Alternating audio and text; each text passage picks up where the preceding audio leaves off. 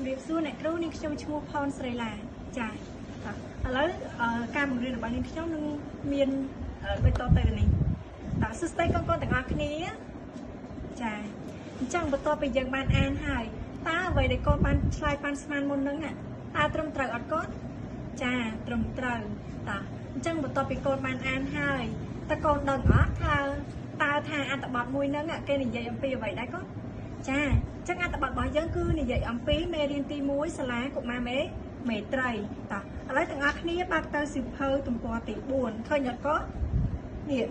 ទំព័រទី4ចាអញ្ចឹងនៅក្នុងទំព័រទី4មានចំនួន5សំណួរអញ្ចឹងសំណួរទី1គេបានសួរថាតើសាលារៀននេះមានបរិវេណដូចម្ដេចអញ្ចឹងកូនត្រូវរកពាក្យកន្លឹះនៅក្នុងសំណួរមួយហ្នឹងអញ្ចឹងអ្នកគ្រូបានរកឃើញហើយគឺពាក្យបរិវេណតើឥឡូវអ្នកគ្រូនឹងទៅរកពាក្យបរិវេណនៅក្នុងអត្ថបទរបស់យើងថាតើបរិវេណនឹងមានន័យដូចម្ដេចចា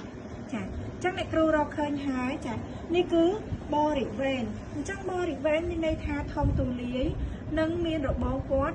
ធជុំវិញចាអញ្ចឹងសំណួររបស់គេបានសួរថាតើសាលារៀននេះមានបរិវេណដូចម្ដេចអញ្ចឹងសាលារៀននេះមានបរិវេណធំទូលាយនិងមានរបងព័ទ្ធជុំវិញចាអញ្ចឹងចូលមកដល់សំណួរទី2សំណួរទី2គេបានសួរថាតើនៅក្នុងសាលារៀននេះ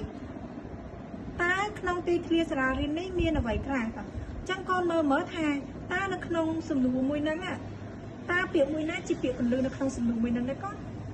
ចាអញ្ចឹងគឺពាក្យ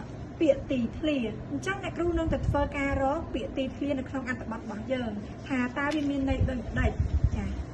អញ្ចឹងអ្នកគ្រូរកឃើញហើយចានេះគឺពាក្យទីធ្លាអញ្ចឹងពាក្យទីធ្លាហ្នឹងគឺវាមានន័យថា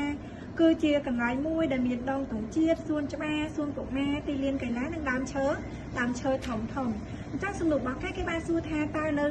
ក្នុងទីធ្លាសាលារៀននេះមានអ្វីខ្លះចាអញ្ចឹងនៅក្នុងទីធ្លាសាលារៀននេះគឺមានដងទងជាតិសួនច្បារសួនកុមារទីលានកីឡានិងដើមឈើធំចាអញ្ចឹងតើកូនធ្វើការអានសំណួរទី3និងទី4អានជាដៃគូហើយកូនរកពាក្យកន្លឹះនៅក្នុងនោះណាកូនណាចាតើឥឡូវអ្នកគ្រូមានមួយសំណួរសួរទៅកាន់កូនទៀតតើកូនត្រូវធ្វើដូចម្ដេចដើម្បីឲ្យសាលារៀនរបស់យើងនឹងស្អាត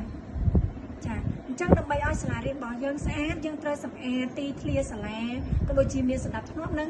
ងអនាម័យតើហើយតើកូនដឹងអត់ថាអត្ថបទហ្នឹងសម្រាប់អ្នកណាអានចាអញ្ចឹងសម្រាប់អត្ថបទហ្នឹងអ្នកណាក៏អាចអានបានដែរទាំងកូនទាំងឪពុកម្ដាយកូននិងសម្រាប់អ្នកដែលគាត់ចូលចិត្តអានចាអញ្ចឹង